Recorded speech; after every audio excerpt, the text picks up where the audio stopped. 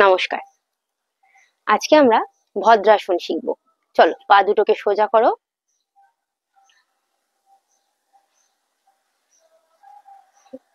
Right লেগটাকে পজিশনে আনো, butterfly pose.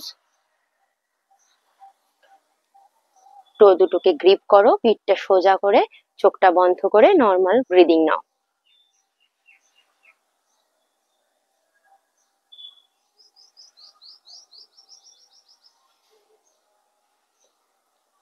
ওকে, ধীরে ধীরে পা দুটো সোজা করে দাও। নর্মাল পজিশনে বসো। ভদ্রাসন প্র্যাকটিস করলাম। ভদ্রাসন কি উপকারে লাগে আমাদের, সেই বিষয়ে একটু বলো।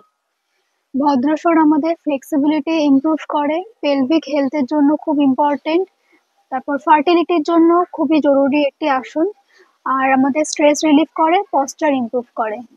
এছাড়াও পুরুষদের যে এখন প্রচন্ড প্রবলেম, প্রোস্টেট প্রবলেম, এই ভদ্রাসন যদি রেগুলার প্র্যাকটিস করা যায় তাহলে এই সমস্যা থেকে মুক্ত হওয়া সম্ভব। নমস্কার।